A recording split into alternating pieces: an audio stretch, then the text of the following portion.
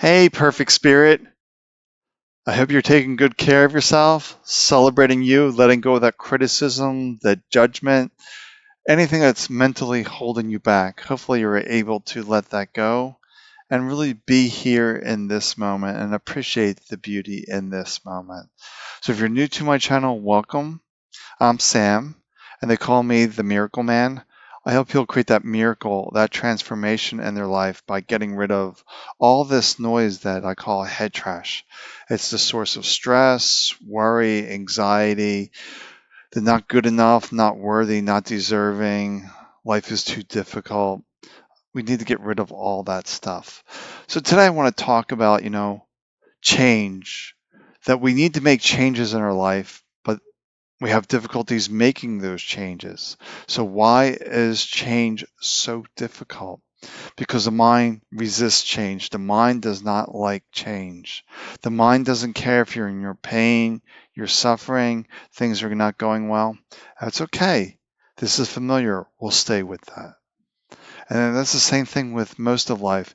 If it's familiar, the mind wants to stay with that because the mind does not like change. And by staying with it, well, one, it conserves energy. If you're not changing course, you're conserving brain energy. So the mind likes to save energy. But mostly the mind doesn't like change. It just resists. And it starts creating stories about change, like what's going to happen? What's going to happen if this, what happens if you think this is going to work out this way, but it doesn't? So the mind starts playing all these what if games. And we need to see that it's just a what if game. But real growth happens when we take that leap of faith in ourselves so that the change agent is within all of us. Like the spirit is always nudging us to go this way, because the spirit knows the direction best for you. But the mind is that second voice that says, you can't do this. This isn't going to work out. Who are you to do this? You don't have the skills, blah, blah, blah. But we have to realize the voice from spirit, from soul, from consciousness is always the first voice. The second voice of doubt is the noise, the head trash. And we just really need to let that go, but you just can't snap your fingers and let it go. If it was that easy, everyone will be doing it. I would be changing all things in their life and having this ultimate peaceful, happy life. But if you look around, most people are not peaceful, happy. They're stressed out. They're overwhelmed. All the media that's coming at us is all filled with fear. The mind loves to latch onto fear because the mind wants to keep us safe. Even though we're not in immediate danger, it projects that you're going to be in danger. But we need to let that go as well. So, how do we let all this stuff go that doesn't serve us? But this is going to sound really simple, and the mind doesn't like things that seem really simple because mind's under the belief system that it has to be complex, it has to be difficult.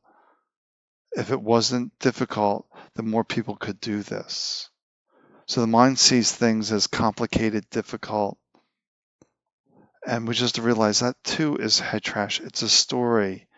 So the way we get into this moment is a practice of noticing the story, being aware that I'm caught in something. I'm caught in something.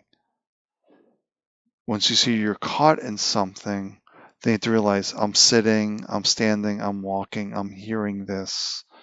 I feel my feet touching the floor. I see my hands. We have to direct consciousness back to this moment. Because when you're in thoughts, you're not really present. You're not really in the here and now. You may be here for a fleeting moment, but you're mostly up here in our story, our noise. So it's just a matter of practice of coming back to here, to here, to here.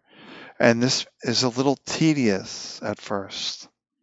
So maybe you just practice for a minute or two a day, or 5 minutes of like, there goes the story, where am I? The story, where am I? Story, where am I? And keep coming back to this moment. And the trick is, the more you come back into this moment, the more gaps you're putting into the thought stream. The more gaps, the more inner peace. And peace is who we truly are. That we are that silent witness. That's ultimately who we are.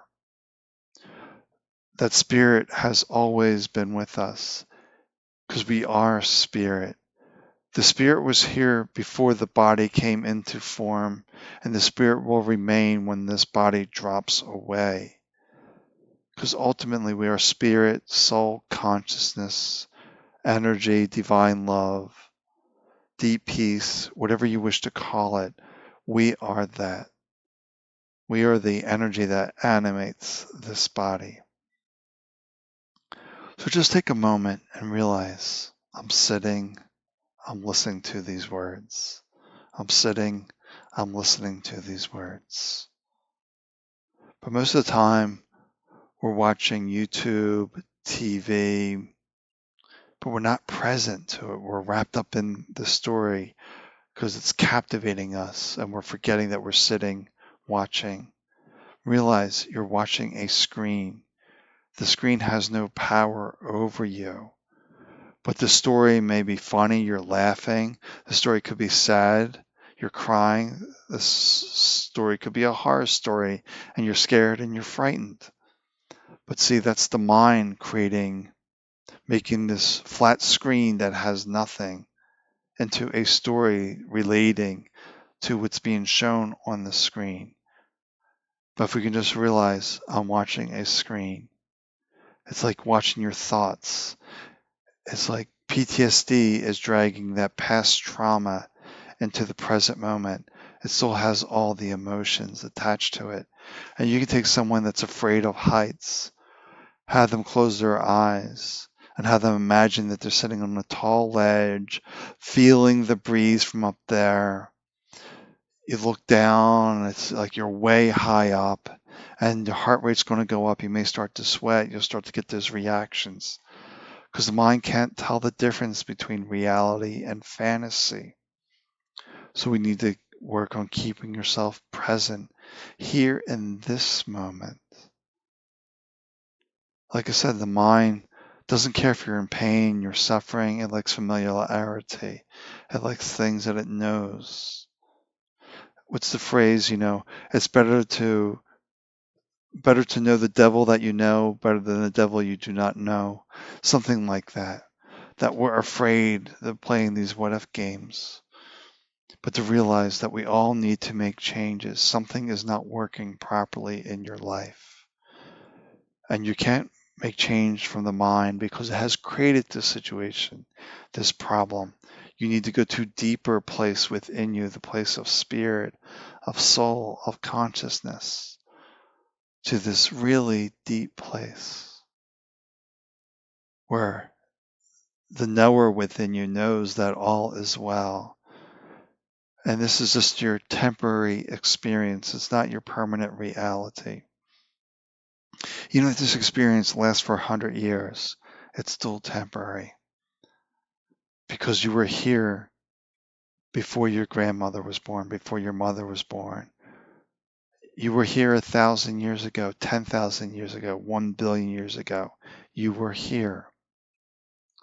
Because the spirit, this energy, was never born, never dies. It is the intelligence of the universe.